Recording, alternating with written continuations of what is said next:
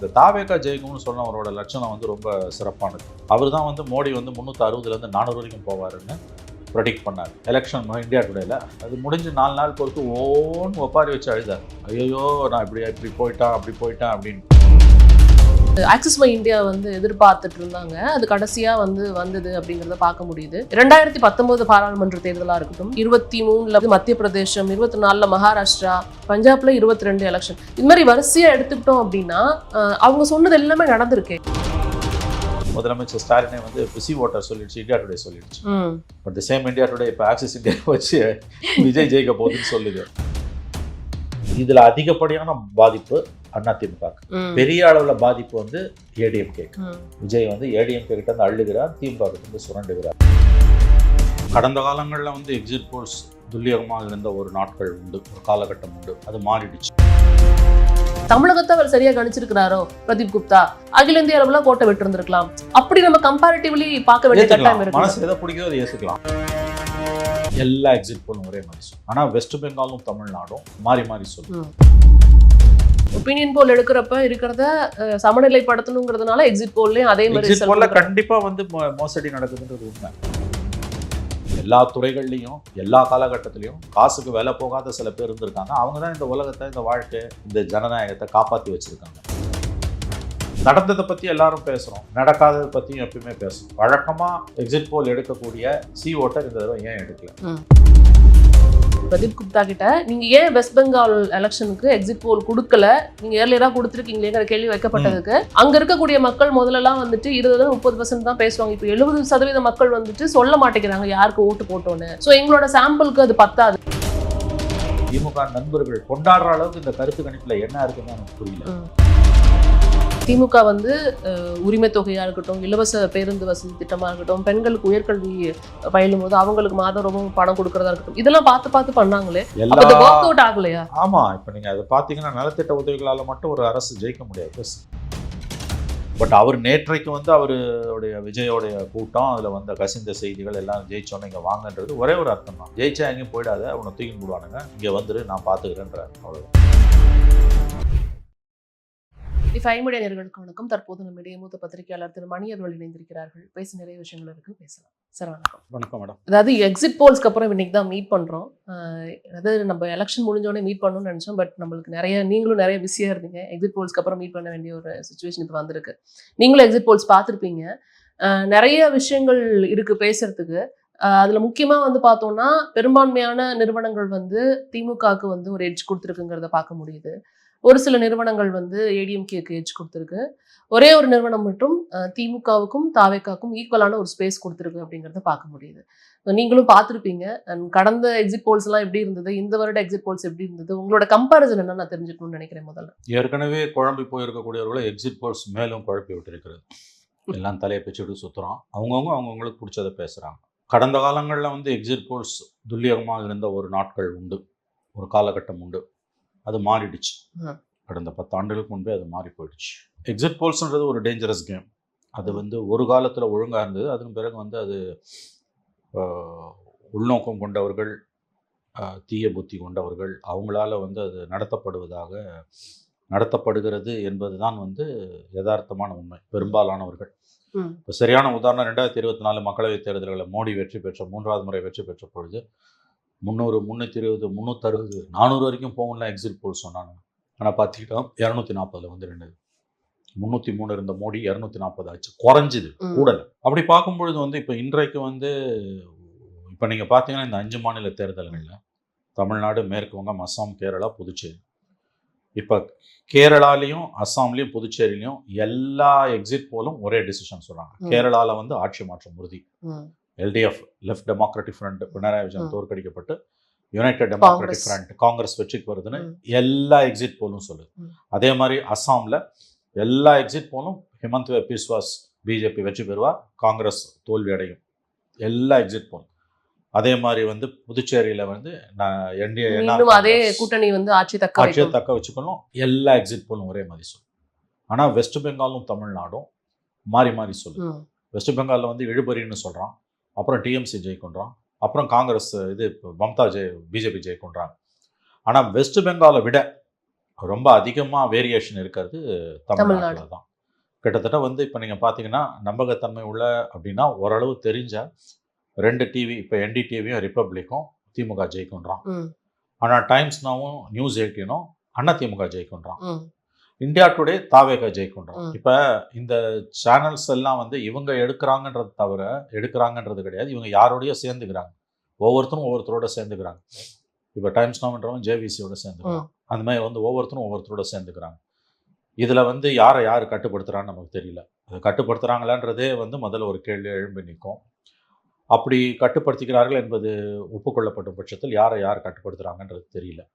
இந்த 5 தொலைக்காட்சி தவிர நிறைய ஏகப்பட்டது வந்து இப்போ தமிழ்நாட்டில் வந்துடுச்சு, புத்திசல் மாதிரி வந்துடுச்சு. கடந்த ஒரு மாதத்தில் மட்டும் எலெக்ஷனுக்கு முன்னால் ப்ரெஸ் கிளப்பில் தினம் எவனாவது ஒருத்தன் உட்காந்து ஒப்பீனியன் போல்னு விட வேண்டியது. ஒருத்தர் நடுப்புற உட்காந்து பாரு, கோட்டெல்லாம் போட்டுக்கின்னு இப்படி ஒரு லேடி உட்காந்துருப்பாங்க, இப்படி ஒரு லேடி உட்காந்துருப்பாங்க. பெண்களுக்கு முக்கியத்துவம் 3/2 பங்கு ரிசர்வேஷன் கொடுத்துட்டாங்க. அதில் அப்படி பார்த்தீங்கன்னா இன்வேரியபிளி எல்லா ஒப்பீனியன் போல் நடத்தணும் ஒரு கிட்டத்தட்ட ஒரு 30 பேர் நடத்தியிருப்பாங்க. இதில் நம்ம ப்ரெஸ் கிளப்பில் ப்ரெஸ் மீட் தினம் காலைல 12 மணி இல்லை சாயங்காலம் 4 மணிக்கு ஒருத்தர் நடுநாயமாக உட்காந்துருப்பார், கோட்டெல்லாம் போட்டுன்னு. இப்படி ஒரு லேடி உட்காந்துருப்பாங்க, இப்படி ஒரு லேடி உட்காந்துருப்பாங்க. அவங்க கம்பெனி யாரும் கேள்விப்படாத கம்பெனியாக இருக்கும், அவங்க யார் என்னன்னே தெரியாது. அவங்க வந்து அதில் இன்வேரியபிளி வந்து இப்போ 90% வந்து திமுக ஜெயிக்கணும் தான் கொடுத்தது. தினம் யாராவது ஒருத்தர் உட்காந்து திமுக ஜெயிக்கணும்னு ஒரு ஒப்பீனியன் போல். அதே வந்து இப்போ எக்ஸிட் போல்லையும் கிட்டத்தட்ட வந்து பார்த்தீங்கன்னா இந்த 5 தொலைக்காட்சிகளை தவிர மற்றபடி கொடுத்தவங்களும் பெரும்பாலானவங்க கிட்டத்தட்ட 7 பேர் என்னமோ திமுக ஜெயிக்கின்றான், 3 பேர் அண்ணா திமுக ஜெயிக்கின்றான், ஒரே ஒருத்தன் அண்ணா திமுக தாவேக்கா ஜெயிக்கின்றாங்க. இந்த தாவேக்கா ஜெயிக்கும்னு சொன்னவரோட லட்சணம் வந்து ரொம்ப சிறப்பானது. அவர் தான் வந்து மோடி வந்து 360லேருந்து 400 வரைக்கும் போவாருன்னு ப்ரெடிக்ட் பண்ணார் எலெக்ஷன் இந்தியா டுடேல.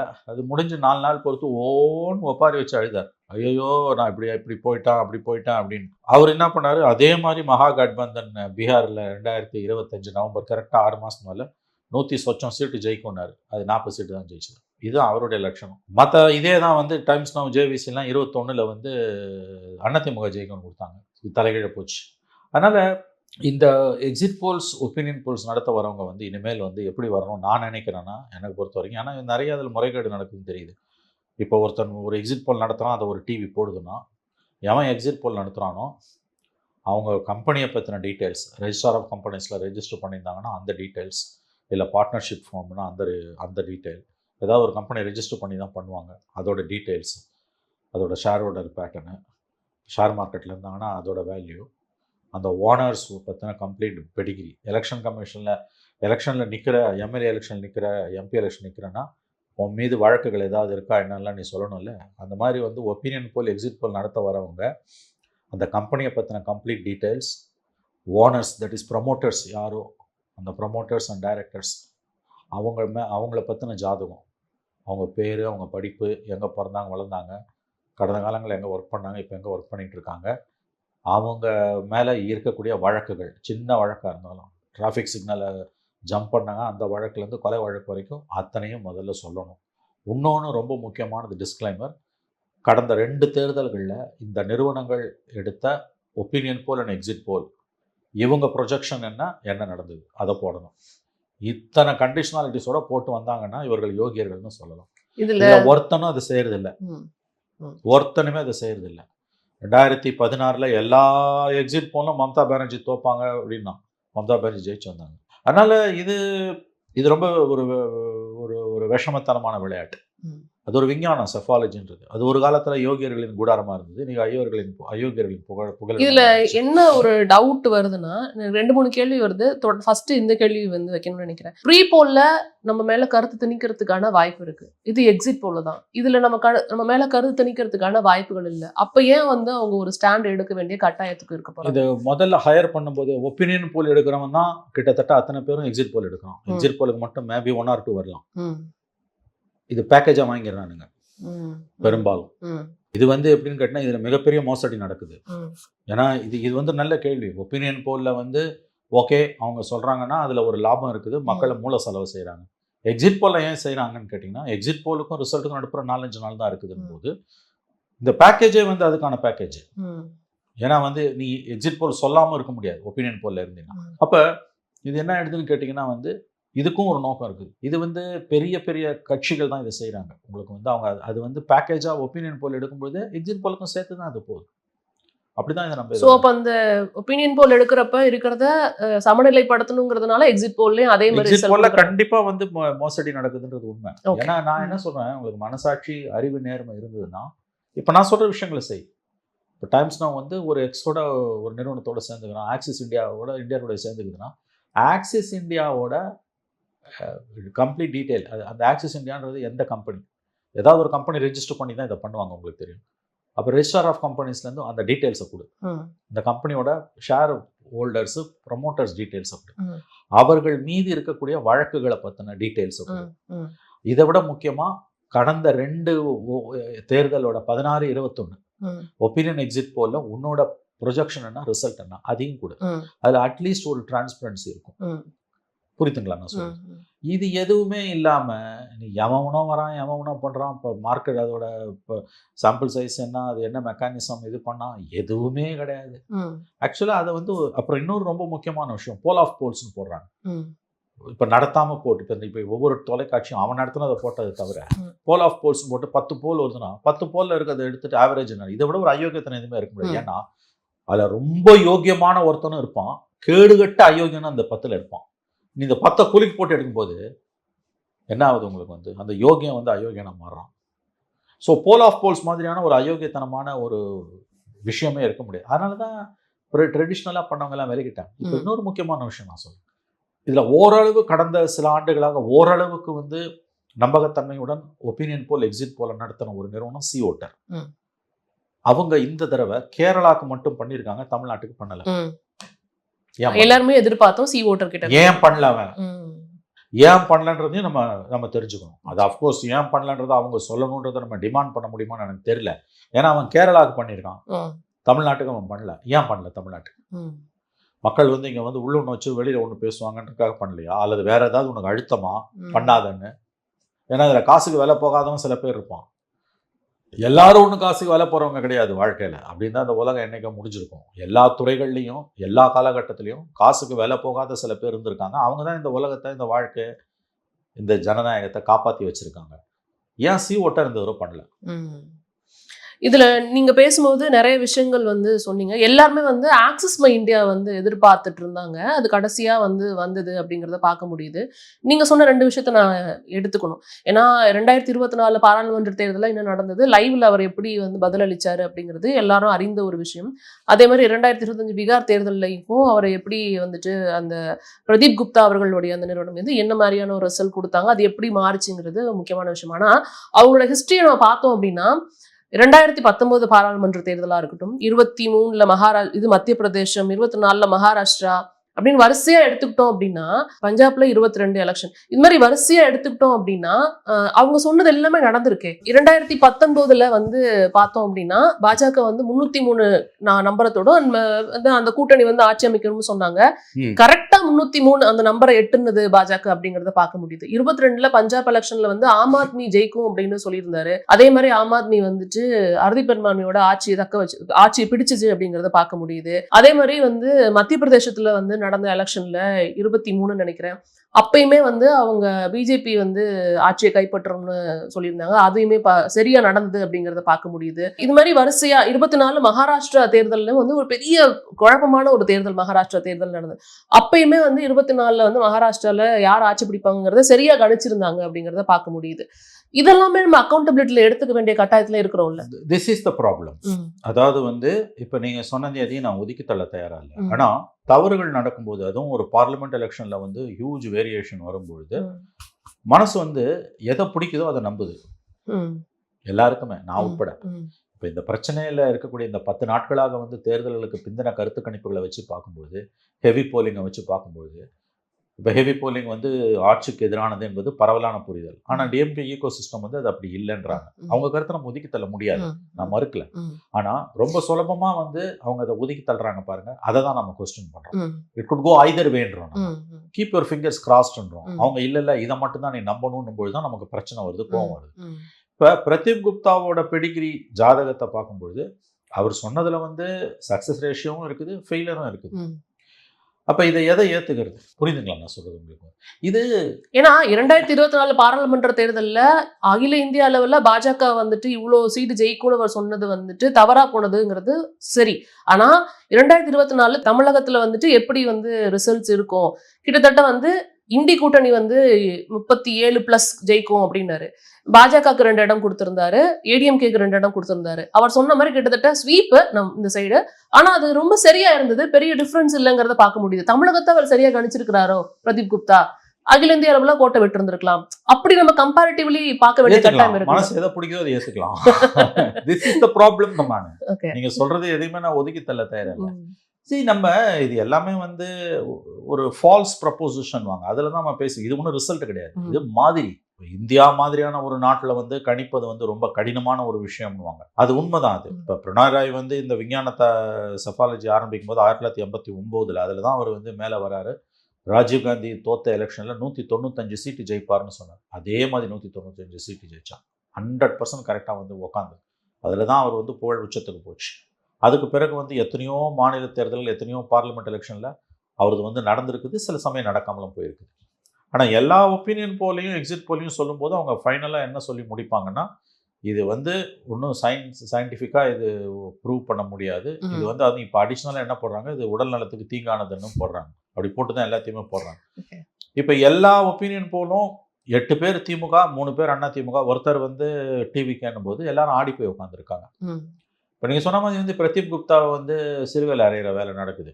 ஏன்னா அவர் வந்து 2024 சொன்னது, அப்புறம் மகாகட்பந்தனுக்கு சொன்னது. அது அவர் சொன்னதையும் தாண்டி அவர் லைவ்ல அழுதுங்கிறது தான் இங்கே பெரிய பிரச்சனை. பெரிய பிரச்சனையா இருக்கும். இப்போ அடுத்த ஸ்டேஜ் வந்து இப்போ நீங்க சொல்றது வந்து அவரோட சக்சஸ் ரேஷியோன்றது 19லேருந்து எடுத்தா நிறைய இடங்கள்ல அவர் சொன்னது நடக்கவும் செஞ்சிருக்கு. இந்த சேம் பார்லிமெண்ட் எலெக்ஷன்ல வந்து தமிழ்நாட்டில் வந்து 24 அவர் சொன்னது அப்படியே நடந்திருக்கு, ஸ்வீப் பண்ணியிருக்காங்க. ஆனா இது அவரே கூட வந்து டிஃபெண்ட் பண்ண முடியல. இதுதான் இதில் இருக்கக்கூடிய சிக்கல். எனவே இன்னும் 4 நாள்ல உங்களுக்கு வந்து தெரிஞ்சிட போகுது. க்ளோஸ் கால்ன்றது மட்டும் நல்லாவே தெரியுது. இந்த எக்ஸிட் போல் விவகாரன்றது வந்து இதுல வந்து நிறைய டுபாக்கூருங்கன்னு வாங்க இல்லையா, ரொம்ப ஷேடி கேரக்டர்ஸ் உள்ள வந்துட்டான்.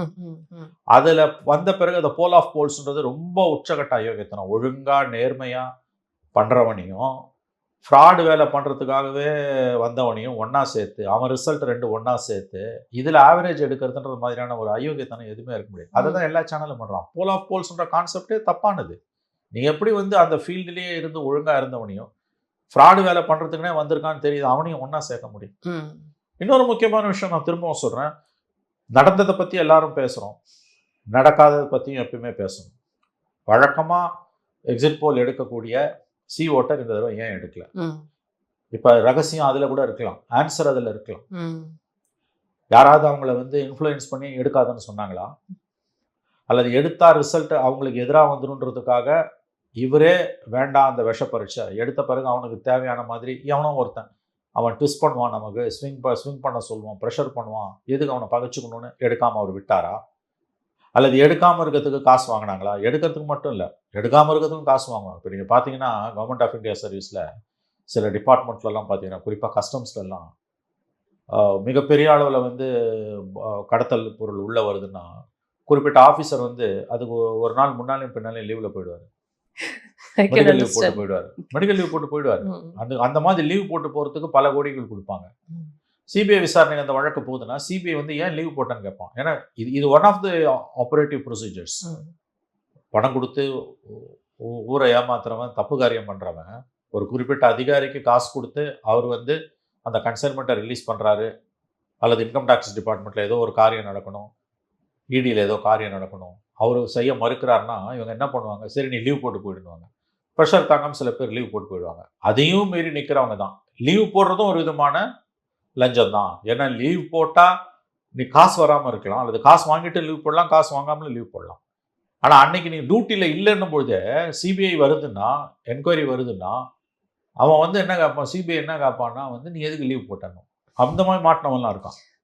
ஸோ நான் இதை வந்து ரொம்ப ஸ்ட்ரெச் பண்ணி எதுக்கு சொல்கிறேன்னா, நான் சொல்ல முடிச்சிடுறேன், நான் சொல்ல ஒரு பாயிண்ட்டு, யூஸ்வலாக எடுக்கிற ஒருத்தன் ஏன் எடுக்கல, சி ஓட்டர்ன்றது ரெகுலராக எடுக்கிறவன் அவன் ஏன் அவங்க ஏன் எடுக்கல? இப்ப நீங்க சொல்லும் போது எனக்கு என்ன தோணுது அப்படின்னா, திரு முதல்வர் மு.க. ஸ்டாலின் அவர்களே வந்து என்ன சொல்லியிருந்தாருன்னா, ஒரு நிறுவனத்தோட ஒரு கான்க்ளேவ் நடந்தது. ஒரு டிவி ஒரு சேனலோட கான்க்ளேவ் நடந்தப்ப வந்து சி ஓட்டர் கருத்து கணிப்பை மேற்கோள் காட்டி, அதாவது இப்ப பார்லிமெண்ட் எலெக்ஷன் நடந்தது அப்படின்னா திமுக கூட்டணி தான் வந்துட்டு மீண்டும் வந்து ஸ்வீப் பண்ணும் அப்படிங்கிறத சி ஓட்டர் கருத்து கணிப்பு வெளியிட்டு இருந்தாங்க. ரொம்ப ரொம்ப பக்கம் எலெக்ஷனுக்கு ரொம்ப பக்கமா நடந்துச்சு. 2 மாசம் ஆமா. சோ அப்ப கூட சி ஓட்டர் வந்துட்டு ஒரு கருத்து கணிப்பு வெளியிட்டாங்க. 2 தடவை வெளியிட்டாங்க. அவங்க ஆண்டுதோறும் 2 முறை இந்தியா டுடேக்காக மூட் ஆஃப் நேஷன் ஒன்று போடுவாங்க. அதுல பாத்தீங்கன்னா வந்து அவங்க இந்த பிப்ரவரியில ஸ்டாலின் சொன்னது வந்து பார்லிமெண்ட் எலெக்ஷனுக்கு அசம்பிளி கிடையாது. பார்லிமெண்ட் இவங்க அதை ட்விஸ்ட் பண்ணிட்டாங்க. டிஎம்கே ஈகோ சிஸ்டம் வந்து அது பார்லிமெண்ட் கிடையாது, அது வந்து அசம்பிளிக்கும் சேர்த்து அவங்களே பேசிட்டாங்க. ஸ்டாலின் சொன்னது சி ஓட்டர் சொன்னார். அந்த சி ஓட்டர் இந்த தடவை பண்ணவே இல்லை. அதான் நீங்க சொல்லும்போது எனக்கு அது தோணுது, இவ்வளவு தூரம் முன்னாடி பண்ணிருக்காங்களே ஏன் பண்ணல? வழக்கமா பண்றவன் ஏன் பண்ணல? எவனோ பண்றான், ஊர் பேர் தெரியாதவன்லாம் பண்றான், தெரிஞ்ச ஒரு 5-6 பேர் பண்றான். யூசுவலா இதுல வந்து கிட்டத்தட்ட நம்பர் 1 இதுல யாருன்னா சி ஓட்டர், எல்லாருக்குமே தெரியும். அவங்க ஏன் பண்ணல? இதுல அது முக்கியமான கேள்வி. அக்னி என்ன பண்ணிருக்கான் பெங்கால்ல. இப்ப பாருங்க, நேத்து வந்து அந்த மெசேஜ் somebody sent me. அவங்க தமிழ்நாட்டுக்கு எடுத்துட்டு பெங்காலுக்கு அவங்க எக்ஸிட் போல் எடுக்கல. ஆக்சிஸ் மை இந்தியா பெங்காலுக்கு எடுக்கல. அதுக்கு அவர் பதில் சொல்லியிருக்காரு. பதில் சொல்றான் வந்து அவங்க வந்து போய் சொல்றாங்கன்றான். பிரதீப் குப்தா கிட்ட நீங்க ஏன் வெஸ்ட் பெங்கால் எலெக்ஷனுக்கு எக்ஸிட் போல் கொடுக்கல, நீங்க ஏர்லியரா கொடுத்துருக்கீங்களேங்கிற கேள்வி வைக்கப்பட்டதுக்கு அங்க இருக்கக்கூடிய மக்கள் முதல்லலாம் வந்துட்டு 20-30% தான் பேசுவாங்க. இப்ப 70% மக்கள் வந்துட்டு சொல்ல மாட்டேங்கிறாங்க யாருக்கு ஓட்டு போட்டோன்னு. சோ எங்களோட சாம்பிளுக்கு அது பத்தாது, நாங்க எடுக்கிற சாம்பிளை தாண்டி வந்து இது வந்து கரெக்டா இருக்காதுங்கிறதுனாலதான் நாங்க அதை வெளியிடல அப்படிங்கறது அவர் கொடுக்கிற பதிலா இருக்கு. இப்ப பிரச்சனை வருது உங்களுக்கு. எக்ஸிட் போல்ஸோட நம்பகத்தன்மையிலேயே பிரச்சனை வருது. நான் வந்து I am focusing on one agency which is C voter. நீ ஏன் பண்ணல? பண்ணாம இருக்கிறதுக்கான வாய்ப்பு ஆங்கிலத்துல சொல்ற மாதிரி they can't afford to keep away from this exercise. அதாவது எக்ஸிட் போல் பண்ணாம இருக்கிறத முடிவு அவங்க எடுப்பது என்பது கடினம். ஏன்னா அது அவன் தொழில். ஒரு விஷயம் ஒரு மனிதனுடைய தொழிலாக மாறுமையானால் அவன் விரும்பினா கூட அதுல இருந்து விலகி இருக்க முடியாது. அதுதான் தொழில்ன்றது. அதுவும் one of the credible in spite of all the few shortcoming C voter வந்து இப்போ ஸ்டாலினே வந்து முதலமைச்சர் ஸ்டாலினே வந்து இப்போ சி ஓட்டர் சொல்லிடுச்சு, இந்தியா டுடே சொல்லிடுச்சு. But the same India Today இப்போ ஆக்சிஸ் இந்தியா வச்சு விஜய் ஜெயிக்க போகுதுன்னு சொல்லுது. இப்போ நான் என்ன சொல்றேன், ஏன் சி ஓட்டர் பண்ணல? அது கண்டிப்பா கேட்க வேண்டிய கேள்வி. ஆனா அது பத்தி டிஸ்கஷன் அதாவது இந்த எலெக்ஷன் பூரா அவங்க பண்ணலன்னா ஓகே, கேரளா பண்ணிருக்காங்க. கரெக்ட். இல்ல அவங்களும் ஆக்சிஸ் இந்தியா மாதிரி ஒரு எக்ஸ்பிளனேஷன் கொடுத்தா முடிஞ்சிடும். தமிழ்நாட்டுல வந்து டிரான்ஸ்பரன்சி இல்ல, மக்கள் வந்து சொல்ல பயப்படுறாங்க, பீப்புள் ஆர் காடட். இப்ப பெங்கால்ல தான் ஒரு சூழலே ரொம்ப ஃபியர் சிச்சுவேஷன் அங்க இருக்குது. பீப்புள் கம்ப்ளீட் ஃபியர்ஃபுல் சிச்சுவேஷன் இருக்குது. அந்த மாதிரியான ஒரு சிச்சுவேஷன் தமிழ்நாட்டில் இருக்குன்னு சி ஓட்டர் சொல்றானா, இல்ல மக்கள் வந்து வாயை திறக்க மாட்டேன்றாங்க பல காரணங்களுக்காகன்னு சொல்றானா? எதுவுமே ஏன் சொல்ல? நீ வந்து 5 மாநில தேர்தலுக்கும் பண்ணாம இருந்தீங்கன்னா ஃபைன். இதே காலகட்டத்தில் நடந்த 10 நாளைக்கு முன்னால் நடந்த போலிங் நடந்த கேரளாவுக்கு பண்ற, ஏன் இப்ப பண்ணல? மேபி சூட்சமம் அதில் இருக்கலாம்.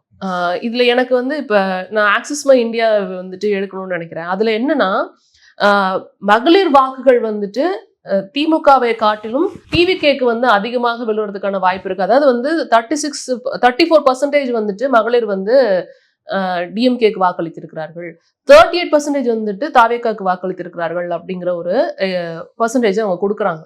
ஆனா ஆண் வாக்காளர்கள் எடுத்துக்கிட்டோம் அப்படின்னா டிஎம்கேக்கு தான் வந்து அதிகமா வாக்கு போட்டிருக்காங்க, கிட்டத்தட்ட 36% போட்டிருக்காங்க.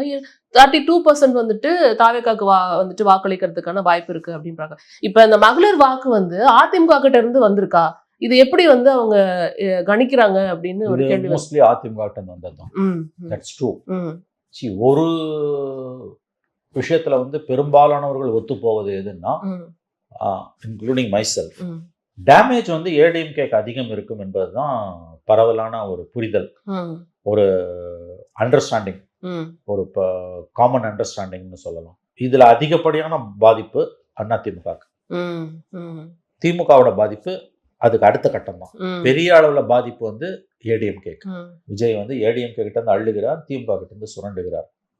ஸோ என்டிஏ வந்து கொலாப்ஸ்லாம் சில பேர் பேசுறாங்க, அது எந்த அளவு அவ்வளவு தூரம் போகுமா நமக்கு தெரியல. பட் டெஃபினட்டா வந்து மேசிவ் செட்பேக் ஃபார் என்டிஏ. அதாவது விஜய் ஏற ஏற அடி வந்து 2 பேருக்கும் இருந்தாலும் அதிகப்படியான அடி, லாஸ், பாதிப்பு, தாக்கம், இழப்பு என்டிஏக்கு தான். That is true. திமுகவுக்கு திமுகவோட இழப்பு என்பது அதிமுக அடுத்த கட்டத்துக்கு தான் வருது.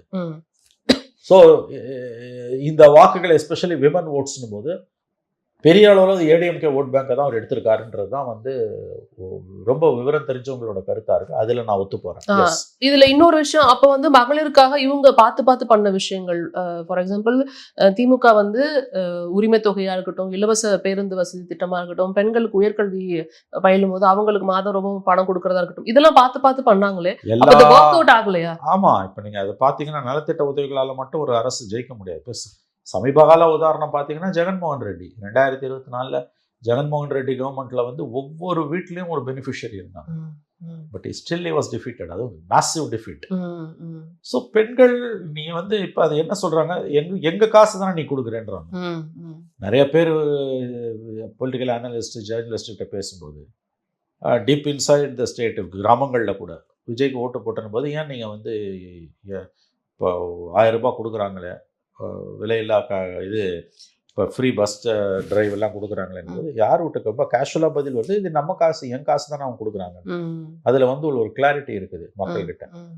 ஆனால் அந்த மாதிரி ஓட்டு போட்ட பெண்கள்கிட்ட கடந்த தேர்தலில் யாருக்கு ஓட்டு போட்டீங்க, பரம்பரையாக யாருக்கு ஓட்டு போட்டிங்கன்னா ஏடிஎம்கேக்கு போட்டோன்றாங்க. திமுகவுக்கு போட்டோன்னு இப்போ 10ல் வந்து ஒரு 6 பேர் வந்து ஏடிஎம்கேக்கு போட்டோன்னா 3லேருந்து 4 பேர் திமுகவுக்கு போட்டோன்றாங்க. ஸோ அதிகப்படியான பாதிப்பு வந்து விஜய் ஃபேக்டரால ஏடிஎம்கே வாக்கு வங்கிக்கு தான், திமுக வாக்கு வங்கிக்கு அதுக்கு அடுத்தபடியான பாதிப்புன்றது தான் இப்போ இருக்கக்கூடிய ஒரு புரிதலாக இருக்கு.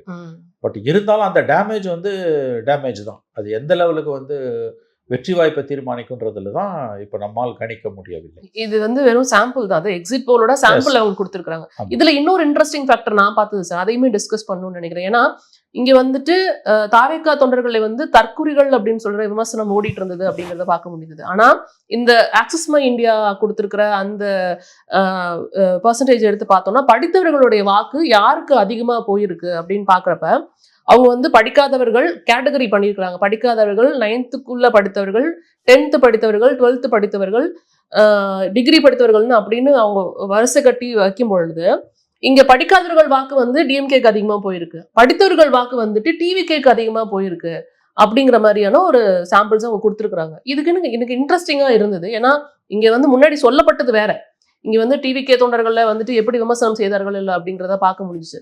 ஆனா இந்த சாம்பிள் வந்து எனக்கு கொஞ்சம் இன்ட்ரெஸ்டிங்கா இருந்தது, அதனால தான் அதை டிஸ்கஸ் பண்ணணும்னு நினைக்கிறேன். இது வந்து தேர்தலுக்கு பிந்தின அனாலிசிஸ்க்கான சப்ஜெக்ட். இப்போ இது ரொம்ப ஸ்பெகுலேட்டிவா இருக்கும். ஆக்சுவலா வந்து எலெக்ஷனுக்கு பிறகு நம்ம பண்ணக்கூடிய டிஸ்கஷன் தான் வந்து ப்ராப்பரா இருக்கும். இப்போ இந்த படிக்காதவர்கள் வாக்குகள் பெரிய அளவில் திமுகவும், படித்தவர்கள் மத்தியில் வாக்குகள் பெரிய அளவில் விஜய்க்கும் போயிருக்கின்றது உண்மையாக இருக்கும் பட்சத்தில் அது எலெக்ஷனுக்கு பிந்தின போஸ்ட் போல் அனாலிசிஸ்ல தான் அதை பண்ண முடியும். இப்ப வெளியூர்ல இருந்து வந்தவங்க எல்லாம் நிறைய பேர், வெளிநாடுகள்ல இருந்து வந்தவங்க எல்லாம் ஓட்டு போட்டிருக்காங்க, நம்ம எல்லாருமே பார்த்திருக்கோம். கடந்த காலங்கள்லயும் அப்படிலாம் வந்திருக்காங்க. ஆனா இந்த முறை இந்த எண்ணிக்கையில வரல. ஓட்டர் லிஸ்ட்ல பேர் இல்லாதவங்க வந்து இங்க ஒர்க் பண்ணிட்டு போயிருக்காங்க, 10 பைசா வாங்காம. பூத் ஏஜென்ட்ஸ் வந்து காசு வாங்காம உட்காந்துருக்காங்க.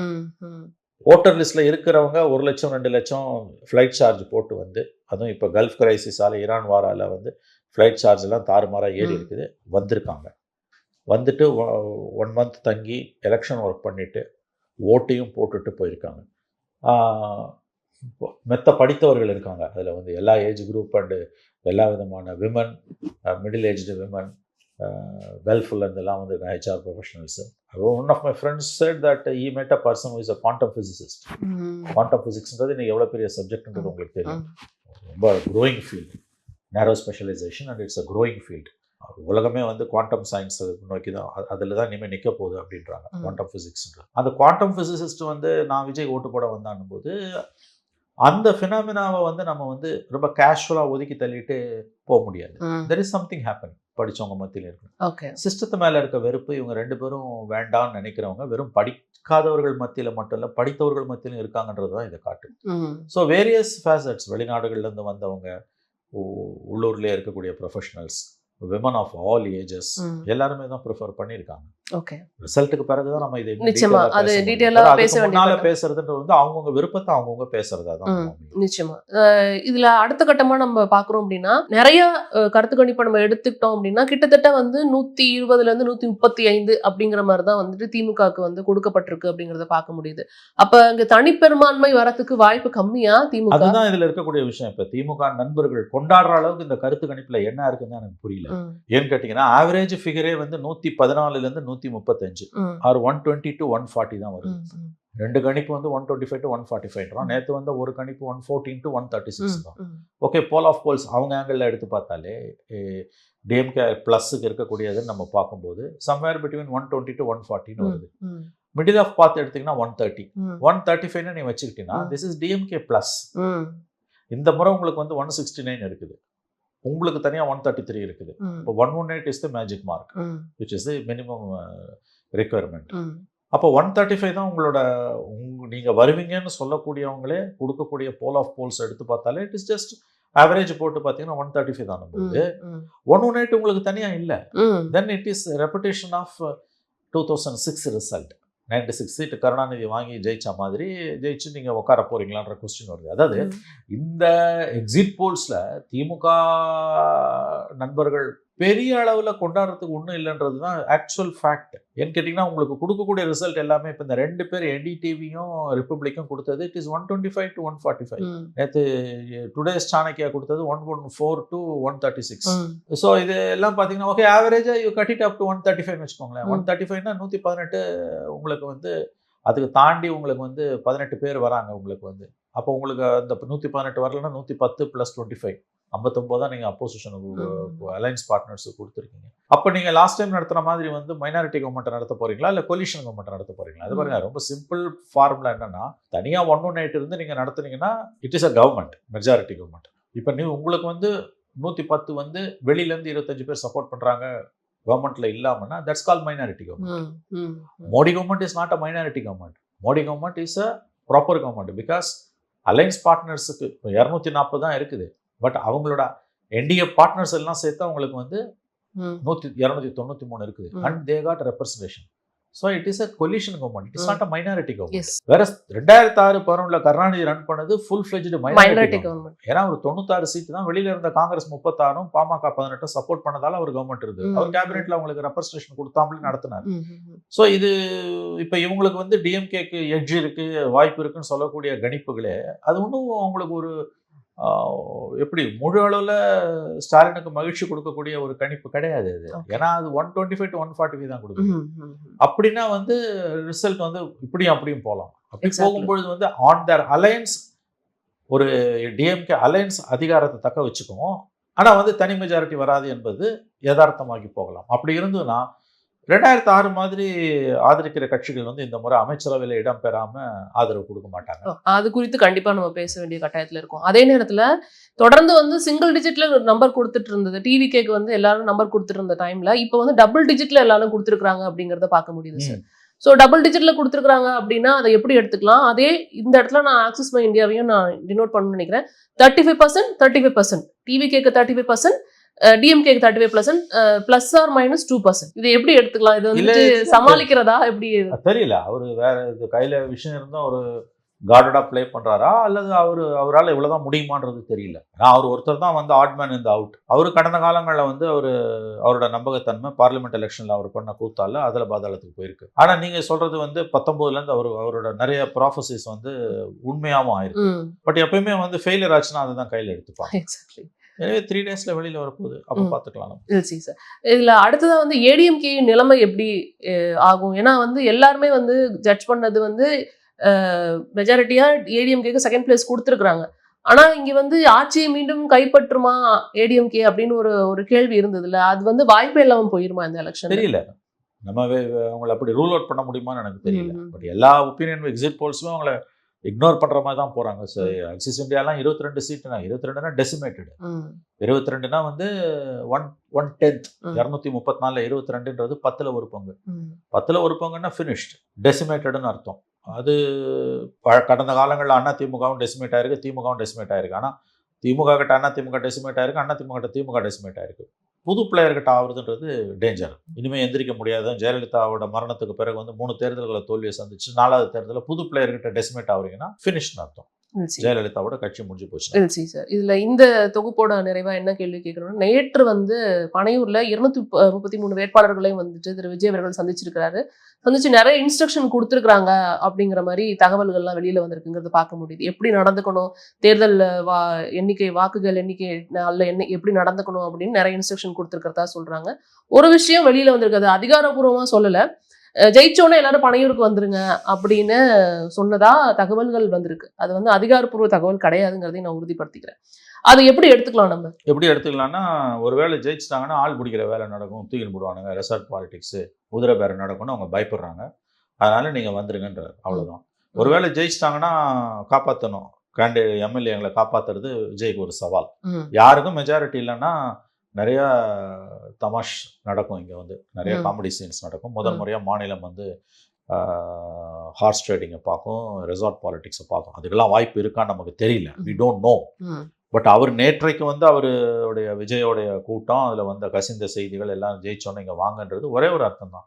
ஜெயிச்சா எங்கேயும் போயிடாத, உன்னை தூக்கின்னு போடுவானுங்க, இங்கே வந்துரு, நான் பார்த்துக்கிறேன்றார், அவ்வளோதான். இல்லை, நீ ஏன் இந்த கேள்வி கேட்குறேன் அப்படின்னா, ஒரு சீட்டும் ஜெயிக்கிறதுக்கு வாய்ப்பு இல்லை அப்படின்னு எல்லாரும் சொல்லிக்கிட்டு இருக்கிற அந்த தருணத்துல தான் இப்படி அவசரமான ஒரு மீட்டிங் நடந்து இந்த மாதிரி ஒரு இன்ஸ்ட்ரக்ஷன் கொடுக்கப்பட்டிருக்கு. ரிப்போர்ட்ஸ் வந்து அவங்களுக்கு அவங்க ஜெயிப்பாங்கன்ற நம்பிக்கை கொடுக்குது. அது என்னன்னு நமக்கு தெரியாது. இந்த ஓட்டு போட்டான்னு சொல்றவன்லாம் உண்மையிலேயே ஓட்டு போட்டானா, அப்படி சொல்றவனுக்குலாம் ஓட்டு இருக்குதா? ஏன்னா வந்து இது லவுடர் ஓட்டு. மற்றவங்களுக்குலாம் ஓட்டு போடலன்னு அர்த்தம் கிடையாது. அவங்க எல்லாம் சைலண்டா இருக்காங்க. திமுக அண்ணா திமுக ஓட்டு போட்டவங்க சைலண்டா இருக்காங்க. வேற விஜய்க்கு ஓட்டு போட்டவங்க அதை சொல்றாங்க. This is call louder voting.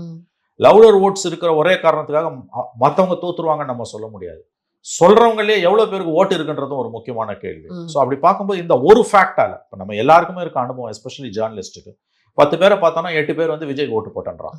This ஒரு நியூ ஃபினாமினா. நான் பார்க்குற 91 நான் பார்த்துட்டு இருக்கேன் எலெக்ஷன்ஸ். இப்படி ஒரு எலெக்ஷனை பார்த்ததே இல்லை. But that doesn't mean that இப்போயே விஜய் ஜெயிச்சிருவாருன்னு நான் கன்க்ளூட் பண்ண முடியாது. ஏன்னா இது வந்து ஒரு இனவே it may be a mass hysteria. நமக்கு நான் பார்க்குறவன்லாம் விஜய் ஓட்டு போடுவேன்னா அவன் போட்டானு எனக்கு முதல்ல தெரியாது. ரெண்டாவது, இவன் சொல்றான் திமுக போட்டவன் அண்ணா திமுக போட்டவன் சொல்லலை. அவன் இவனை விட 50 வருஷம் 75 வருஷம் முன்னால பிறந்தவங்க அவங்க எல்லாமே. ஸோ இந்த ஒரு ஃபேக்டை வச்சு நம்ம டிசைட் பண்ண முடியாது. But of course it's a phenomena, நான் மறுக்கல. நேற்றைய அவருடைய கூட்டம் பனையூரில் அவர் பேசினது எல்லாமே ஜெயிக்க வாய்ப்பு இருக்கிறது என்பதை அவர் உணர்கிறார். அதுக்கு வாய்ப்பு இருக்கு. அப்படி ஜெயிச்சா வரக்கூடிய முதல் ப்ராப்ளம், இப்போ இருக்க ப்ராப்ளம் ஜெயிக்கிறது.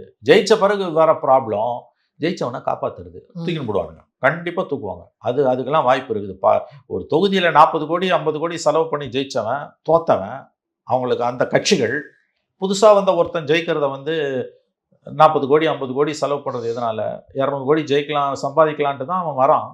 அப்போ விட்டுட்டு நிற்கிறவன் வந்து புதுசாக ஒரு கட்சி வருதுன்னா வந்து என்ன பண்ணுவாங்கன்னு நமக்கு தெரியும். ஸோ அவர் தன்னுடைய எம்எல்ஏக்களை காப்பாற்ற விரும்புகிறார். அதனால வாங்கன்றாரு. என்ன நடக்கும்ன்றதை நம்ம 4ஆம் தேதி நைட்டு தான் தெரிஞ்சுக்க முடியும். சரி, ஓகே சார்.